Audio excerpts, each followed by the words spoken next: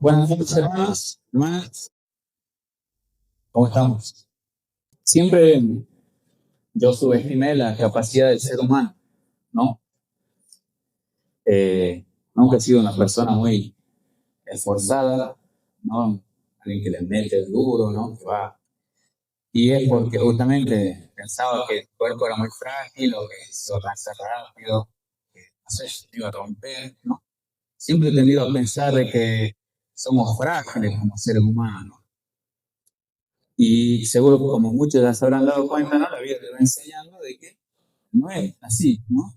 El ser humano es capaz de hacer un montón de cosas, ¿no? Es capaz de soportar un montón de desafíos, un montón de condiciones difíciles, ¿no?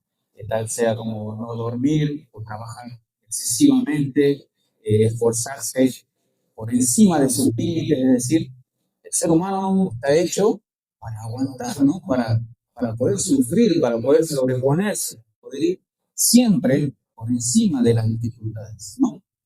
Y seguro se han dado cuenta, la vida seguro los ha puesto a prueba y han salido quizá victoriosos o quizá han sufrido, pero se han dado cuenta de que su humanidad, su cuerpo, ustedes mismos resisten, ¿no?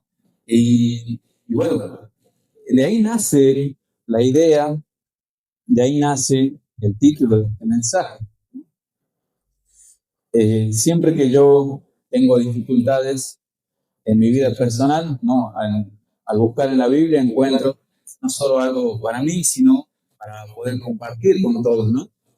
Y plus ultra, ¿no? Quiere decir justamente ir más allá, ¿no? Ir por encima de eso que quizá se te dificulta o es difícil. Sí, yo había puesto ahí una pequeña definición. Dice, plus ultra significa ir más allá, significa superar tus límites. Es la idea que transmite es la de hacer más de lo que se supone que debemos hacer, ¿no? Y es la idea, está muy alineada con un valor bíblico, ¿no? Con un valor que Dios ha puesto en nosotros. Vamos a ver en la Biblia 3 ejemplos de cómo podemos nosotros ir más allá dependiendo de la situación en que nos encontremos, ¿sí? Así que sin más preámbulo, vamos a ir a la primera situación que nos encontramos en la Biblia, ¿no? Este primer punto yo le ponía ir más allá con respecto o con nuestro trato hacia el pecado, ¿sí? El Señor Jesús en Mateo 5, si me acompañan, ahí le habla a la multitud, ¿no? Ese es el sermón del monte, donde Él da las bienaventuranzas. Javi habló hace poco, ¿no? De las bienaventuranzas, pero si seguimos leyendo, Él dice en el versículo 20, bueno, en 17 podemos leer también, no piensen que he venido para abrogar la ley o los profetas. No he venido para abrogar, sino para cumplir.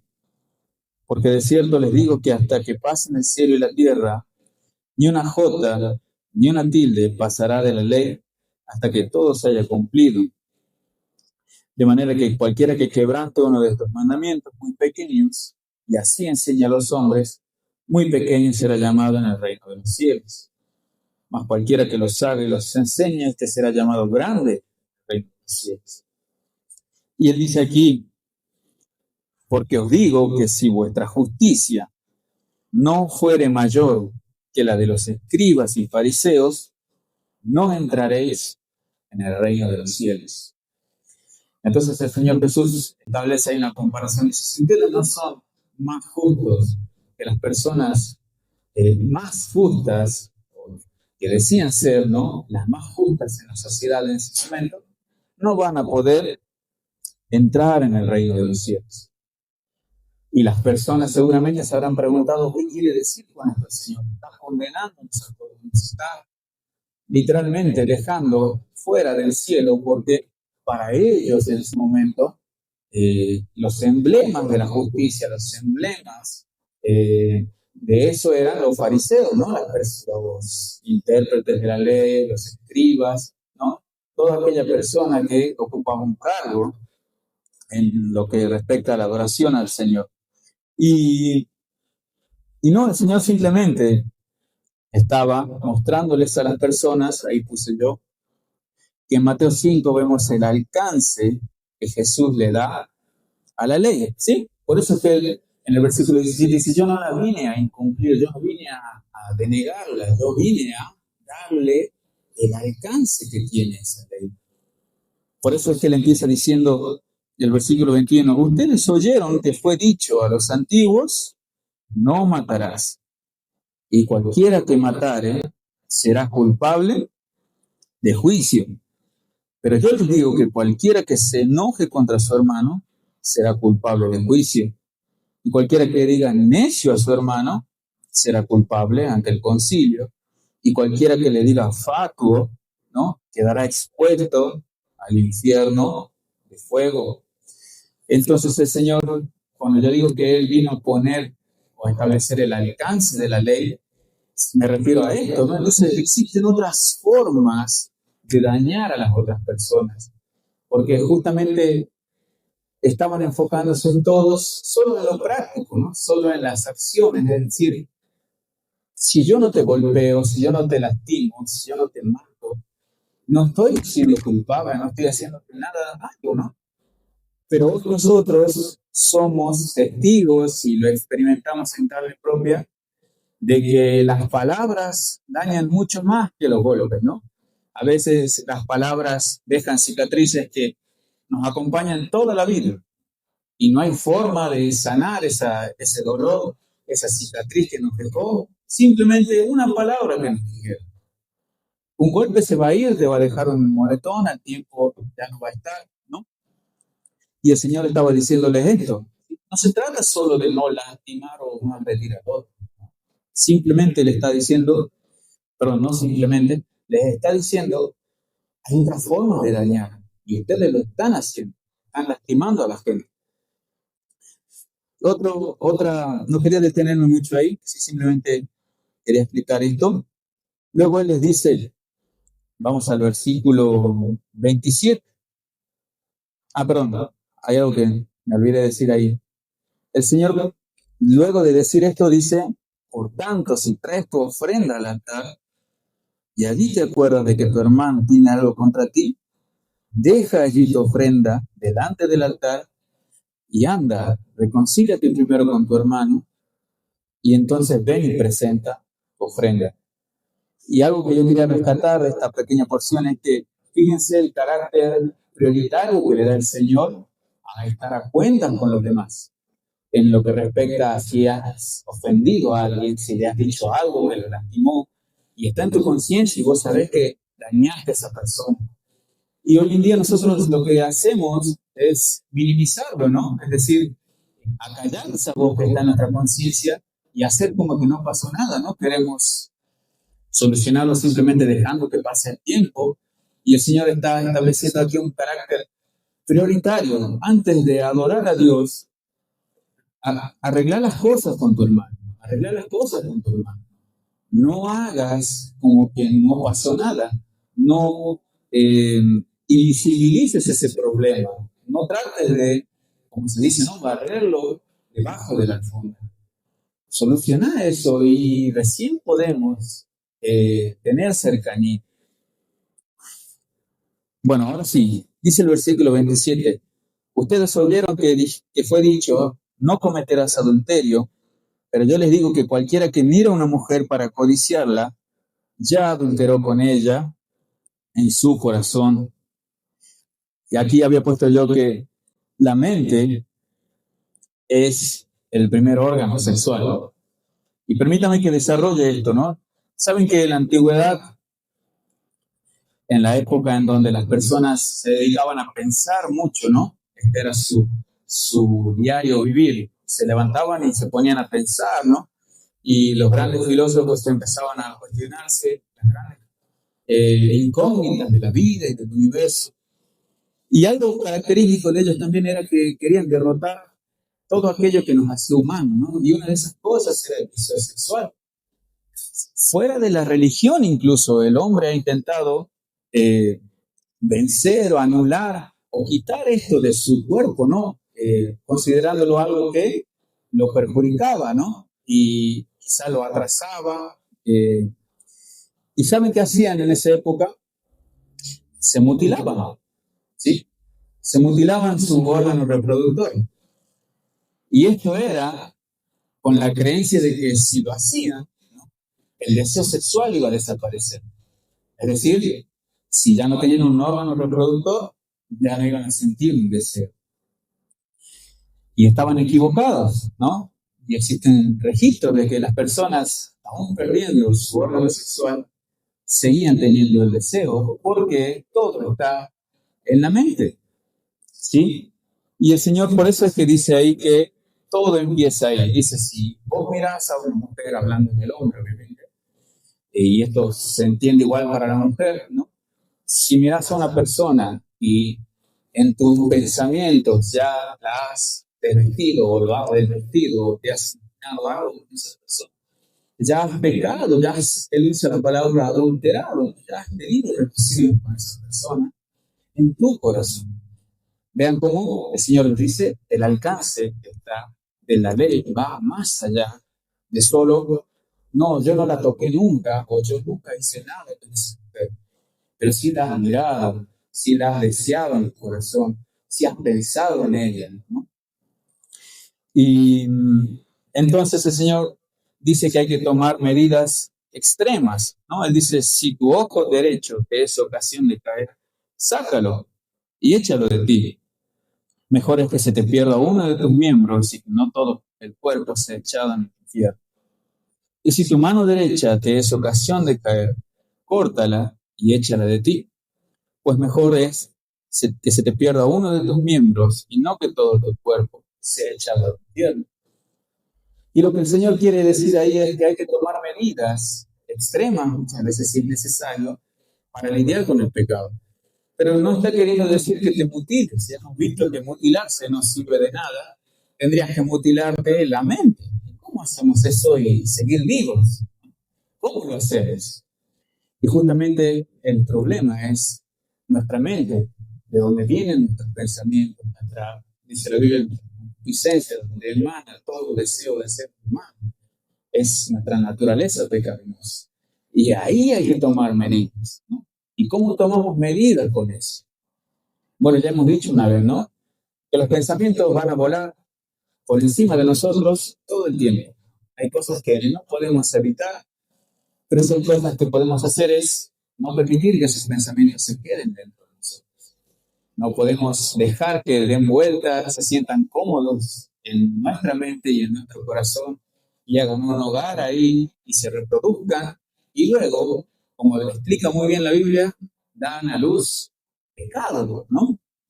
Entonces, las medidas extremas tienen que ver con esto. Ser radical, ser extremo, con cómo lidiar con el pecado en específico aquí, el pecado sexual, ¿no? ¿Qué medidas vas a tomar para lidiar? ¿No? ¿Qué vas a hacer? ¿Vas a cerrar los ojos? ¿Vas a desviar la mirada? ¿Cómo vas a batallar con eso? ¿Cómo le vas a hacer frente? ¿O simplemente vas a dejar que te siga dominando? ¿No? Eso es plus ultra, es ir más allá, ¿sí? Y por último, dice el versículo 38,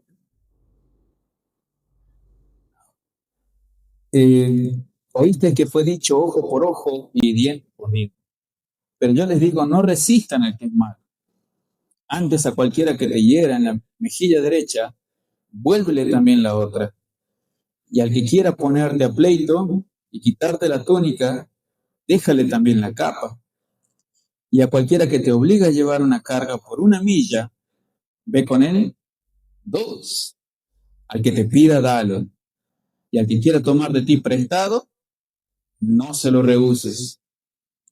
Oíste que fue dicho, amarás a tu prójimo y aborrecerás a tu enemigo. Pero yo les digo, amar a sus enemigos, bendecid a los que les maldicen, y hagan bien a los que les aborrecen, y oren por los que les ultrajan y persiguen. para que sean hijos de vuestro Padre que está en los cielos y que hace salir el sol sobre malos y buenos, que hace llover sobre justos e injustos. Porque si aman a los que os aman, ¿qué recompensa tendréis? ¿No hacen también lo mismo los publicanos? Y si saludan a sus hermanos solamente, ¿qué hacen de más? ¿No hacen también así los gentiles? Sed pues vosotros perfectos, como vuestro Padre que está en los cielos es perfecto. Esta pequeña porción, ¿sí?, es un desafío para toda nuestra vida, ¿sí? Yo una vez le decía a un adolescente que la vida nos va mostrando desafíos de manera temporal, ¿no? Como por ejemplo vencer la adolescencia y lo que conlleva, ¿no? La pubertad, justamente lo que hablamos recién, el deseo sexual. Y el Señor nos lo deja como un desafío para poder dominarlo, para tener dominio propio. Y hay así otros desafíos dentro de la vida, ¿no? El noviazgo, luego el matrimonio, que también es un desafío de por vida. Y yo creo que este es uno de esos. Un desafío que nos lleva a la perfección, como dice al final. Sean ustedes perfectos como vuestro Padre está en los cielos. Es perfecto. Miren las cosas que dice aquí. Son increíblemente o van increíblemente más allá de lo que solemos hacer, de nuestra realidad diaria, ¿no? ¿Cuánto nos cuesta hacer esto, no? ¿Cuántos de aquí si yo les pido ya 50,000 pesos me lo dan? Los me hacen falta. Miren lo que dice, ¿no? Aquel que te quiera poner a pleito, quítate y quitarte la túnica, dale también la capa, dicen. Aquel que te obliga a llevar una carga por una milla, ven con él 2. Aquel que te hiera en la mejilla derecha, vuélvele también la otra. No sé cuántos de aquí, si alguien les pega, pondrían la otra mejilla, ¿no? Yo creo que pondrían el otro puño, ¿no? Para empatar o emparejar el marcador. Y esto, de esto se trata ir más allá, de esto se trata Luz Ultra, ¿sí?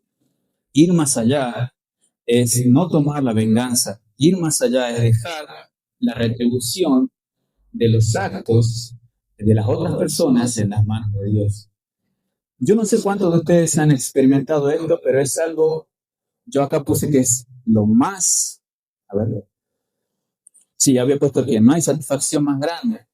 Y luego, bueno, pensé que es una exageración, pero creo que una de las satisfacciones más grandes del cristiano es cuando se ve defendido. Es cuando el cristiano ve que no ha hecho nada, ¿no? Por ejemplo, una persona te ha hecho daño, una persona te ha afrentado, te ha hecho injusticia, y quizás vos has sentido ese deseo de tomar justicia por mano propia, ¿no? De hacer algo al respecto, de tomar el control, tomar cartas en el asunto. Y si has evitado hacer eso y te has arrodillado en tu cuarto, te has puesto a orar y dejar que Dios haga ese trabajo, y luego lo has visto, yo creo que no hay una sensación que se le iguala. Ver cómo Dios dice, yo peleo por vos, yo te defiendo, no te preocupes, yo me encargo. Y esa es una de las cosas que cuando las experimentamos podemos decir, estamos encaminados a este desafío de vida, ¿no? Que es no tomar venganza. Entonces, esto es en cuanto a nuestro pecado. Vamos al punto 2. También podemos ir más allá con respecto a nuestro amor hacia el prójimo, ¿sí? Vamos a ir a Lucas. Hay una historia ahí conocidísima. Lucas 10.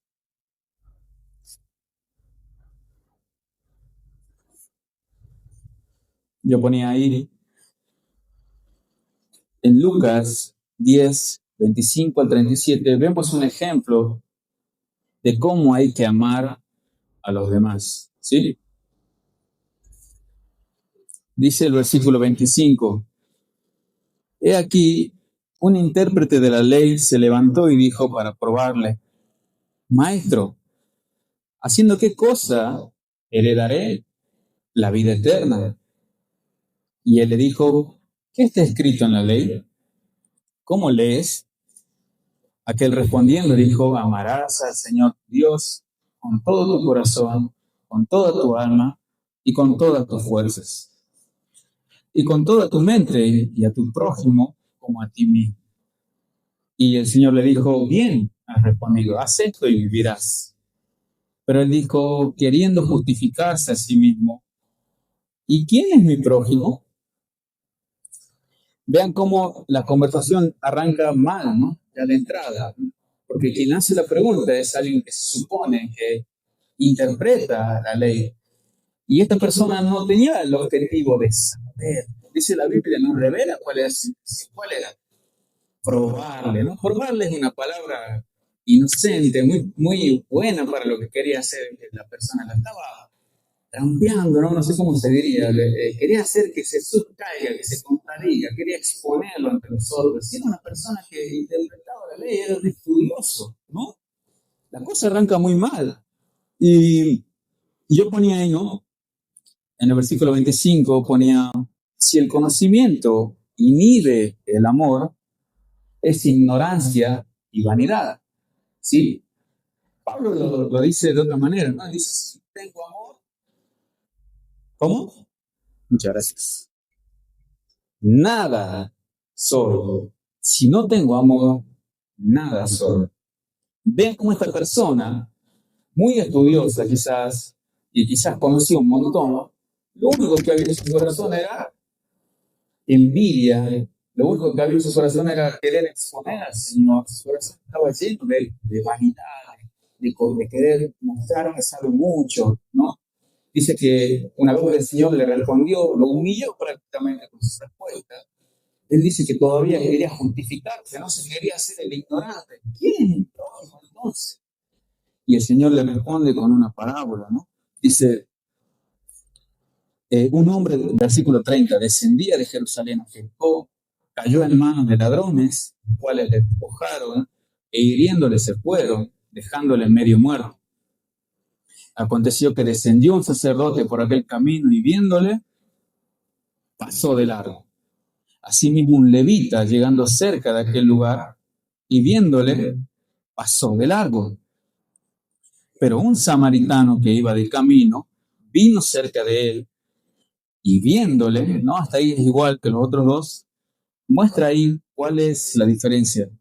Dice, fue movido a misericordia, ¿no? Yo creo que es completamente intencional los personajes que elige el Señor aquí.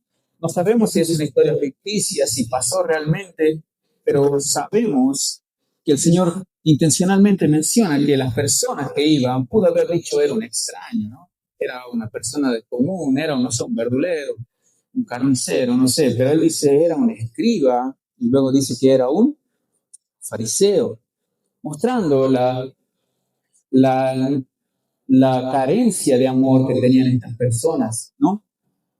Y en contraste con el samaritano que dice que fue movido a misericordia y acercándose, vendó sus heridas, echándoles aceite y vino y poniéndole en su cabalgadura, lo llevó al mesón y cuidó de él. Ponía yo, el verdadero amor, obrar de Dios en nosotros nos mueve a la acción, ¿sí? O al amor en acción. Vean que eh, el samaritano, lo que él hace por esta persona que fue lastimada, herida, vamos a ver cuántos verbos, ¿no? Se utiliza para lo que él hizo para ayudar a esta persona. Y yo simplemente ponía que el amor, ¿no? Que debemos mostrar ese amor que debe ir más allá con nuestro prójimo, lo trataba de englobar en conceptos y ponía que el amor es empatía en primer lugar, ¿no? Porque esa persona se puso en el lugar del otro, ¿no? ¿Y cuánto nos falta esto a nosotros como seres humanos, como cristianos, como hijos de Dios? ¿Cuánto nos falta entender lo que está viviendo la otra persona, ponernos en sus zapatos y ver lo que está aconteciendo, ¿no? Tratar de conocer un poco a esta persona, tratar de escuchar su historia que tiene para decir y luego quizás emitir un juicio de valor. Y eso era lo que hizo este samaritano, ¿no? Dice que fue movido a misericordia por lo que le vio a esa persona. Quizás se vio reflejado, quizás le pasó. Recuerden que los samaritanos eran personas discriminadas, eran personas marginadas en la sociedad, eran personas que quizás sabían lo que era ver eso, ¿no? Quizás ella lo había vivido así. Son conjeturas, son especulaciones. Pero sí sé que esta persona fue movida a misericordia. El amor también es tiempo, ¿no? Ya lo dice Corintios también. ¿Sí? Esta persona se dedicó, quizás tenía que irse a un lugar, no sabemos, y se detuvo y se tomó el tiempo de ayudar a esta persona. El amor es cuidado, el amor es sacrificio. Sí, dice que él lo cargó, lo llevó al mesón y cuidó de él. ¿Qué más dice? Que él al otro día sacó 2 denarios y se los dio al mesonero y le dijo, cuídamelo, todo lo que gastes de más, yo te lo pagaré cuando regrese. Miren cuántas cosas hay solo en ese versículo. El amor también es entrega, ¿no? Porque el samaritano puso de su bolsillo, puso de su dinero, ¿no?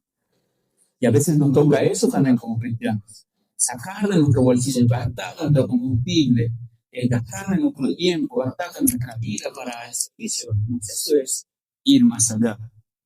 Es previsión, ¿sí? Porque no simplemente lo dejó ahí y se fue, ¿no? Dice que dejó dinero para que la persona que se quede con él pueda usar de ese dinero y gastarlo en él, ¿no? Y también el amor es seguimiento, ¿sí? El Señor lo ponía de otra manera, Él decía ahí por todo el mundo, predicando el Evangelio, ¿no? Siendo discípulos, ¿no? Y la palabra discípulo, ¿no? Quiere decir que tenemos que tener un seguimiento con esa persona. No solo predicarle y dejarlos a la deriva, ¿no? Y en esta iglesia estamos haciendo un trabajo como ese, ¿no? De aquella persona que es nueva, invitarla al discipulado, invitarla a la reunión de oración para que dé sus primeros pasos, para acompañarla, para saber qué es lo que está haciendo, cómo está encarando su nueva vida en el Señor. Y esto entendemos de aquí, porque dice que Él iba a volver. Dice, lo que gaste de más, te lo pago cuando vuelva, dando la certeza de que Él iba a tener un seguimiento de esta persona. Eso es plus ultra, eso es ir más allá. Miren cuántas cosas podemos aprender sobre cómo amar al prójimo, ¿no? Cuántas cosas prácticas nos enseña este simple ejemplo de cómo podemos cuidar a la otra persona. A mí me pasaba que me consideraba un buen amigo porque no sabía qué hacer cuando tenía un amigo. ¿Qué se supone que debo hacer cuando tengo un amigo? ¿No? Y yo lo veía como algo de una especie de serie de pasos que tengo que hacer, una serie de listas. Yo tengo que chequear ahí qué cosas hace un buen amigo. Y me consideraba un mal amigo, ¿no? Y también entendí que a veces ser un amigo es simplemente estar ahí, estar presente. Y eso es parte esencial de lo que hace el buen samaritano. Entonces, vean lo que dice Santiago 2, 15 y 16. Ese sí lo puse, así que lo podemos leer ahí. Dice, y si un hermano o una hermana están desnudos y tienen necesidad del mantenimiento de cada día, y alguno de ustedes les dice, id en paz, calentaos y saciaos, pero no les dais las cosas que son necesarias para el cuerpo, ¿de qué aprovecha ese, no? Aquí Santiago está hablando de la fe sin obras es muerta, ¿no? Y él pone este ejemplo, ¿no?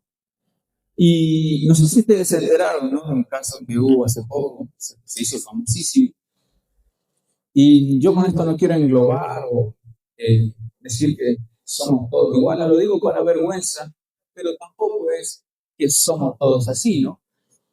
Una chica se hizo viral porque estaba pidiendo leche para su recién nacido. Y esta chica documentó a cuántas iglesias evangélicas, protestantes en realidad, podrían ser bautistas, pentecostales, sean cualquier otra denominación. Y el número de iglesias le negaron esta ayuda, ¿no? Que le dijeron que no, ¿sí? Y ella documentaba cuáles eran las respuestas, ¿no? Y muchas de ellas eran que tenía que ser un miembro de esa iglesia para poder brindarle ayuda, ¿no? Y luego es un contraste de cómo, bueno, ella le pidió ayuda a una mezquita, y la mezquita no solo le brindó la leche, sino que le brindó mucho más de lo que ella quería, ¿no? Y este caso se hizo viral y bueno, y quedaban expuestas muchas de esas iglesias.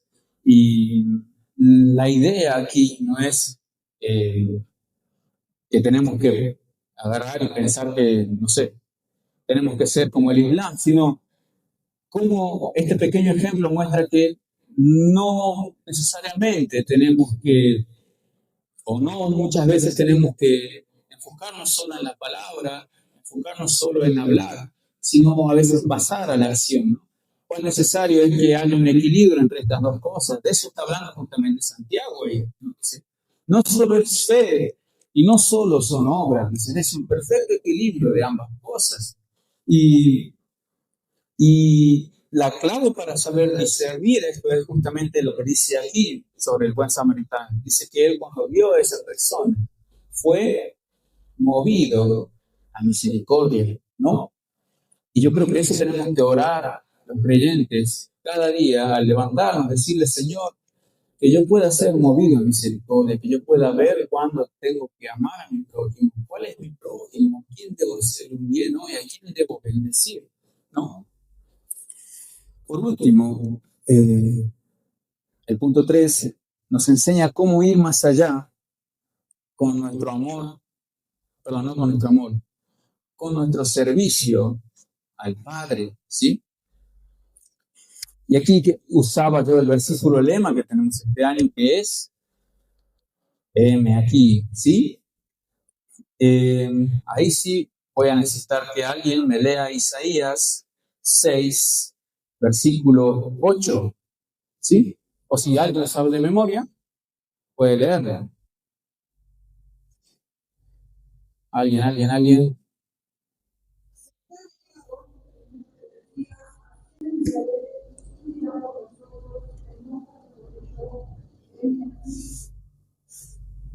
Muy bien, gracias, Carlos.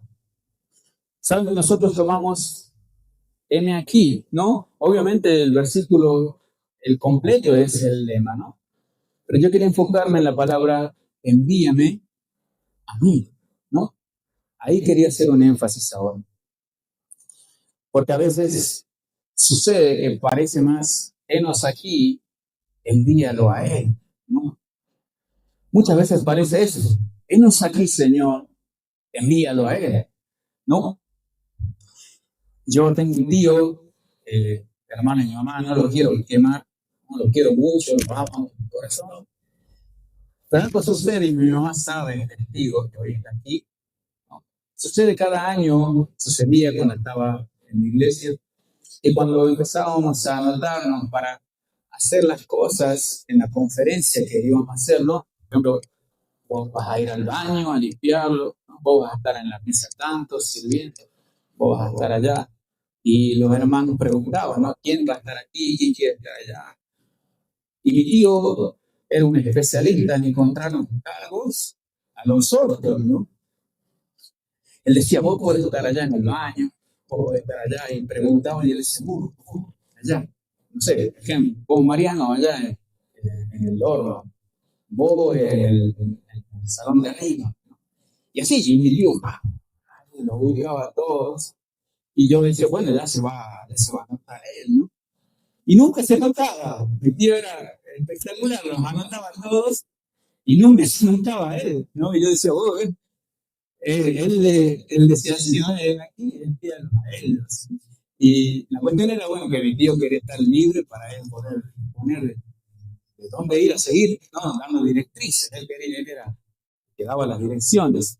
Pero nunca se notaba, ¿verdad? Y a veces pasa así con nosotros, ¿no? Vemos cómo hacen las cosas las demás, de ahí nace, ¿no? Ese dicho, se dice, no siempre son 5, ¿no?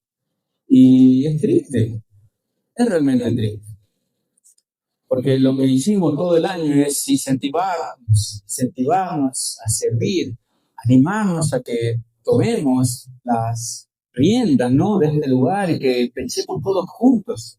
Y sí que es verdad que así se ha logrado, ¿no? ha mejorado en ese aspecto. La idea es, ¿cuál es la idea de hoy? Plus ultra, ir más allá. Es decir, no quedarnos con lo que hemos conseguido, sino ir por más, ¿no?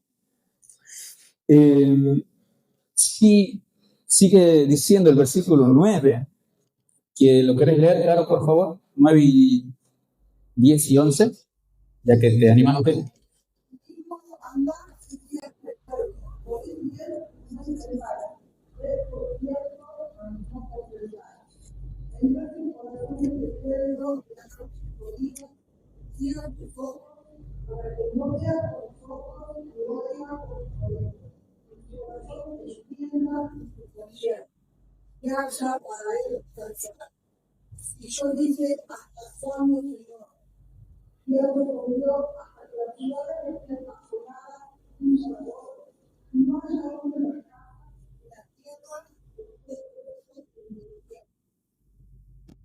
Muchas gracias, Carlos.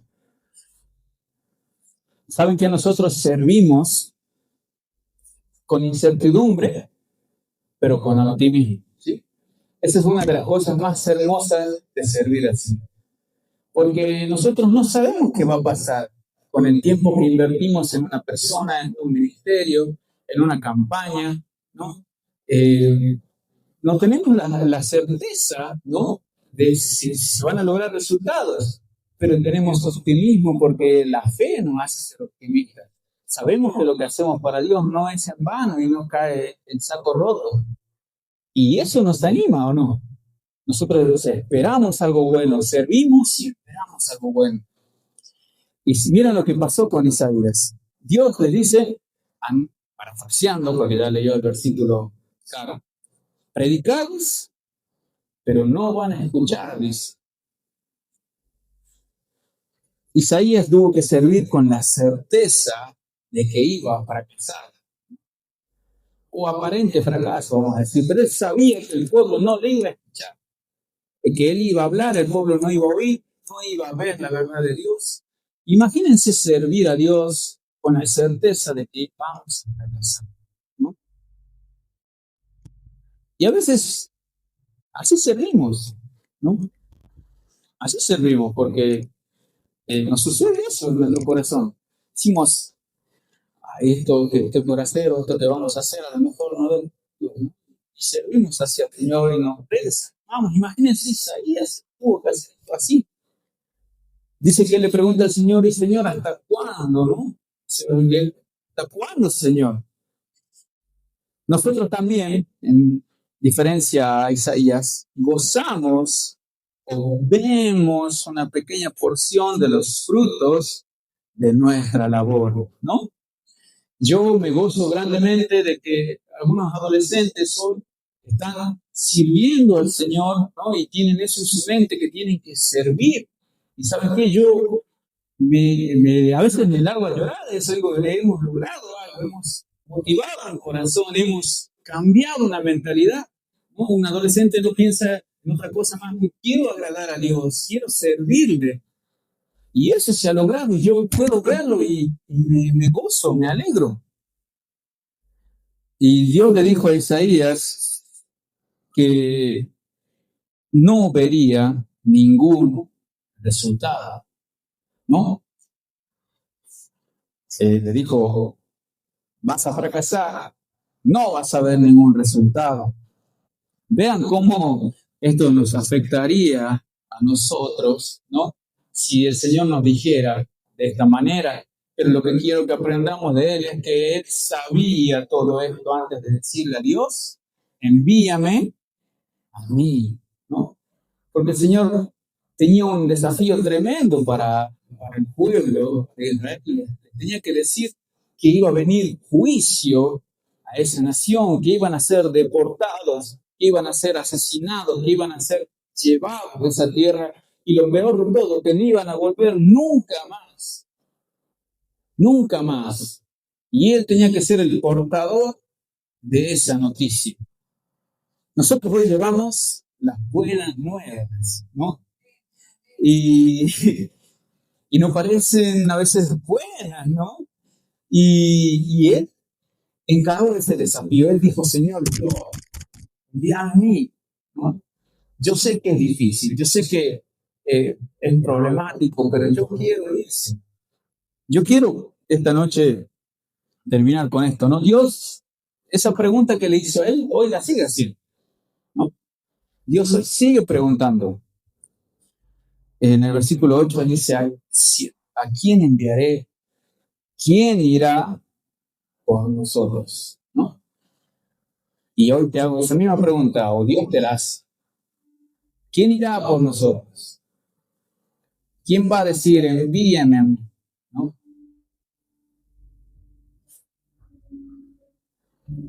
Al principio les decía, el ser humano, yo, no sé si alguien más, yo pensaba que no podía hacer muchas cosas.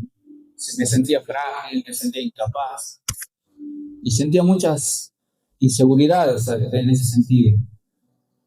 Y simplemente un día le dije al Señor, sí, Señor, no sé cómo querés que te sirva, pero quiero hacerlo. Y hoy el Señor también espera eso de nosotros. Él no te está diciendo que trabajes primero en vos, que primero resuelvas los asuntos, que primero juntes coraje, juntes valor. Te está diciendo simplemente, ¿querés? Y dejé un par de frases ahí para englobar lo que vimos hoy.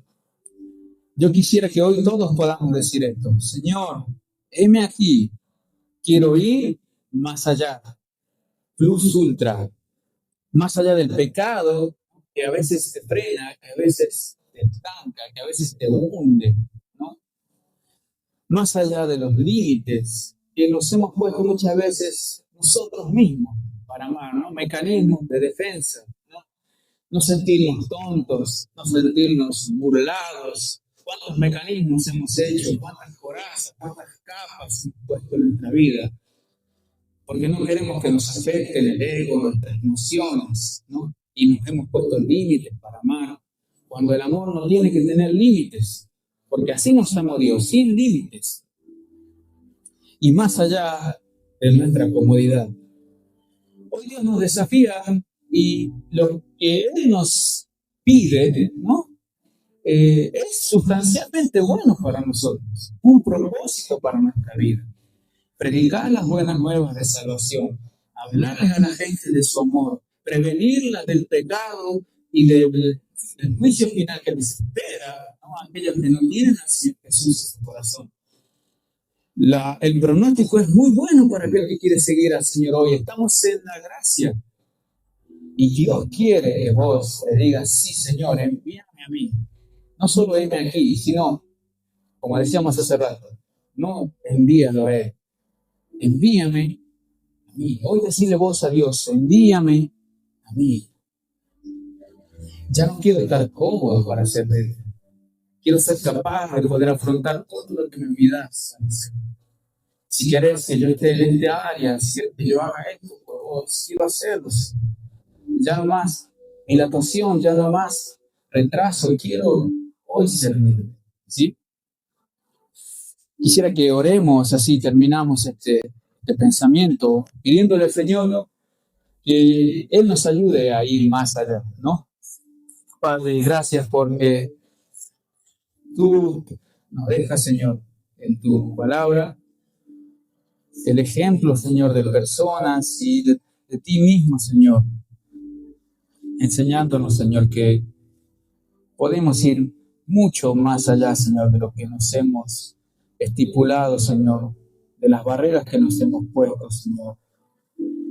Que somos capaces, Señor, de mucho más, porque nos has hecho, Señor, capaces, Señor. Nos has dado un espíritu, Señor, de poder, de dominio propio, Señor.